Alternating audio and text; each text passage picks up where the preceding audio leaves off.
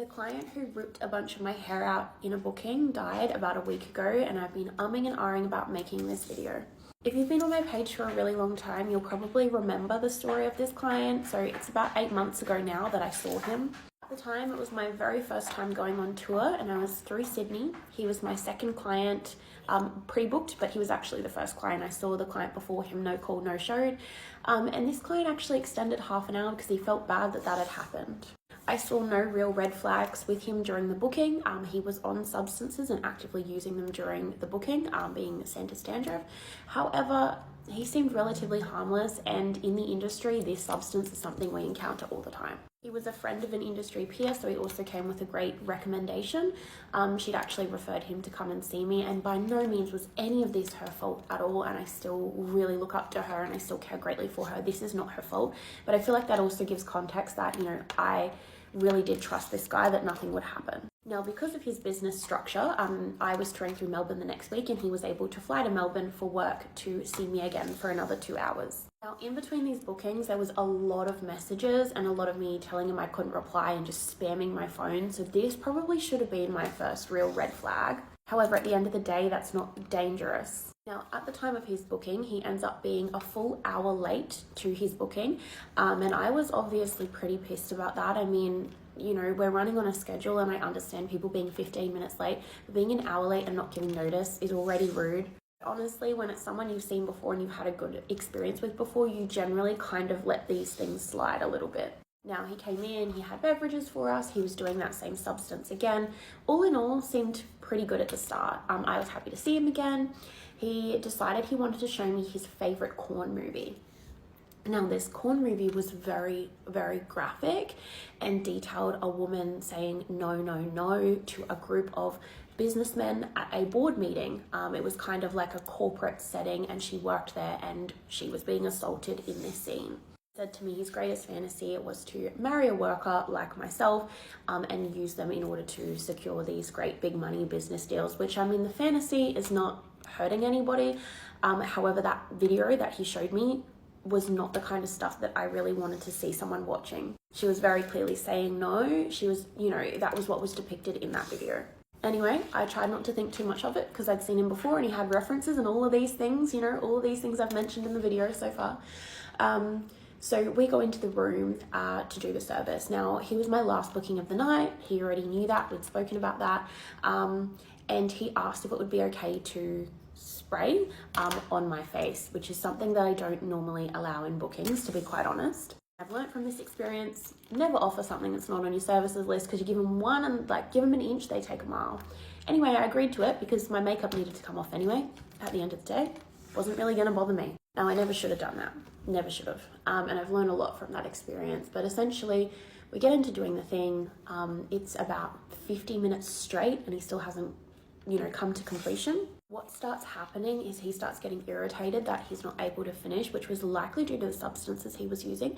And my alarm starts going off because it is the end of the booking, right? And he yells at me, "Go and shut that thing off. I'm nearly finished." I go and turn the alarm off and I come back and he's like, "Okay, this is how we're going to finish it," on the face. I can't really go into the great detail of what's happening. However, it was very rough, very extreme. He started calling me things like all sorts of slurs, dirty names, horrible things to me about my work, slut, all that kind of thing, to my face very angrily while doing what he was doing to my face, and then sprayed his substance all over my face.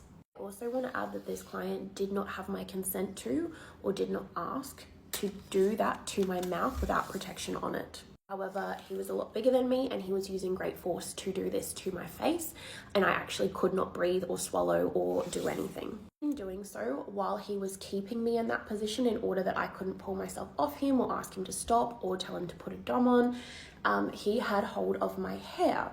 Now, while he had hold of my hair and he's doing that to my head, he's ended up ripping out my extensions, which right now I haven't put the bottom one in so that I can show you. It's now been 8 months, and I still have, thank you, Rupert, this layer of hair. I know it's a little hard to see, but can you see how short this is and broken? This is 8 months of growth back here. The whole bottom layer from here down is this short and it's very thin, and this is from that client. On top of that, obviously after this assault, the time had already gone off before he finished. I just wanted him to leave because I wanted to have a shower and cry. And I didn't want to cry in front of him. I didn't want him to know that he'd broken me. He continued to stay half an hour overtime doing his substance on my dining table. I sent him through a message addressing what had happened in that booking and how I wouldn't ever see him again the following day, and I have proof of that on my work phone, and I went into detail of this assault and what had happened. Now, it was pretty traumatic for me. It was really hard to go through something like that, and the worst part was he seemed to sort of not think he'd done anything wrong. He didn't understand.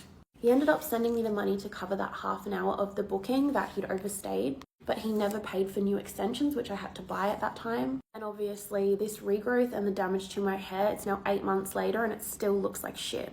I can't wear my hair up and show any of the back of it.